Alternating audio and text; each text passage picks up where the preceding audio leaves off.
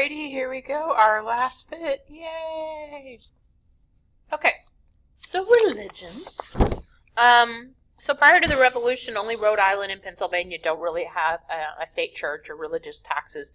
And that's because Rhode Island is Roger Williams and Anne Hutchinson, and they're wanting religious freedom. And Pennsylvania is founded by the Quakers. After the war, changes are going to lead other states to debate religious tolerance, and basically an end to the taxation done by the churches. Newer states did offer religious tolerance because they had members of many different denominations, so they didn't really have a choice. Congregationalism is going to remain the official church in New England until the 1830s. So that's going to be your, not your Pilgrims, your Puritans, sorry. Virginia is going to prohibit religion as a qualification for holding office. Other states are going to disqualify candidates who are Catholic and or Jews. So even though we're going to be more accepting of religion, we're not going to be more accepting of certain religions. Enlightenment thinking influenced states to advocate freedom of conscience and encourage voluntarism, basically funding churches through membership, which is how it's done today. So if you join a church and they want you to contribute, tithe or whatever you want to call it, but basically they want you to give money to the church. So the churches are not funded by the government. But prior to this time period, a lot of them were funded by their governments. After the Revolution, Americans are going to embrace churches that preach spirituality, or spiritual equality, and govern themselves democratically. They're going to ignore those with hierarchical and authoritarian institutions. The Presbyterian Church is going to attract many. Unchurched Americans are going to gravitate toward the Evangelical Methodist and Baptist churches, which form a dynamic new force in American religion. So these are going to be new religions that are started here in the United States. Alright? Okay. So remember I told you there are several Great Awakenings, so now we are into our second Great Awakening that occurs in the 1800s. Methodist and Baptist churches are going to grow dramatically during this time period. You have evangelical preachers copying practical preaching techniques pioneered by our friend George Whitefield during the First Great Awakening, and others in the 18th century, the 1700s. In the South, the evangelical religion initially preached spiritual equality.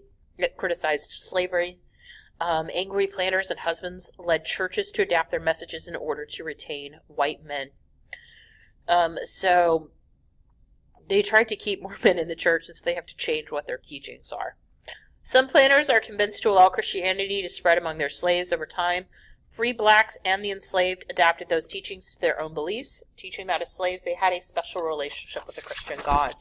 So depending upon who they were enslaved to, sometimes those owners would force them to attend church, some would allow them to attend church. It just kind of depended. And you're going to start to get what we would call today the Black Baptist Church, which is very enthusiastic, and that's going to incorporate a lot of beliefs that African people brought with them.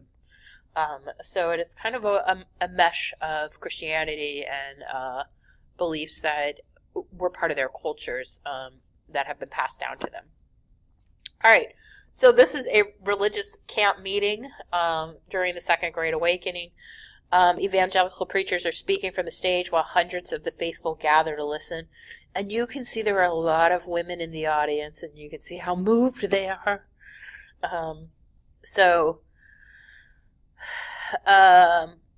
Yeah, so very much. The artist, though, seems to be insinuating that the audience is irrationally moved by the preacher's religious fervor, so in their religious messages, but I guess that's all a matter of opinion.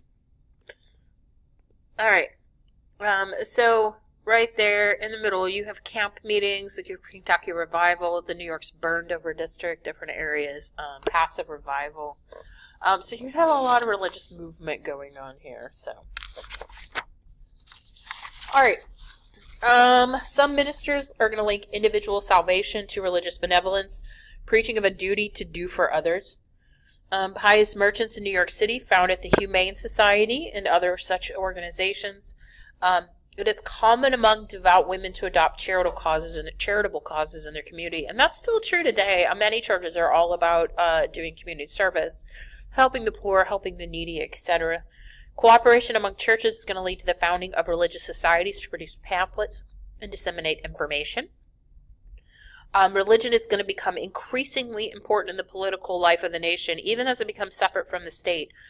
Some ministers are going to advocate the election of Christian leaders and converting non-Christians in the U.S. and abroad. So even though we don't have a state religion, this country was founded by white Protestant men. Many of the laws and whatnot were made by white Protestant men. And you'll have another resurgence later when we will add "In God We Trust" and things like that. So even though we technically have a separation of church and state, a lot of the early stuff was not exactly separated. Numerous public activities of women in mainstream churches are going to give females the opportunity to participate in an acceptable arena of public life. That's charity. Some congregations were as much as 70% female. Ministers urged segregating men and women they stopped urging it. They used to urge that men and women would pray separately, but, with such large differences in the numbers, they're going to stop urging that. Ministers argued that these men and women showed surprising restraint in their sexual relationships. Leads to a decrease in the number of women pregnant before marriage in these communities. So, yeah, anyway. I guess if you're not held apart, then you're less likely to go sneak off. In both North and South, men feared the power women were gaining within the churches. Women were prevented from being voting members of the churches, even when they outnumbered male church participation. Ministers and husbands encouraged them to focus on being mothers. Of course, you do not have female preachers or anything like that. The participation does encourage more girls to attend schools. Churches sponsored female academies for academic and moral instruction. Women educated in these schools become school teachers in the 1820s. So by the early to mid 1800s, you're going to start to get teaching becoming more of a female career, whereas before it was definitely a male career. So that's going to bring us to the end of Chapter 8. So a lot of interesting things, and as we move forward, we're going to get to talk about Jackson, one of my favorites, in the next couple of chapters. So I hope you are having a good day. I hope you have a great morning, afternoon, or evening, and I will see or speak to you very soon. Bye.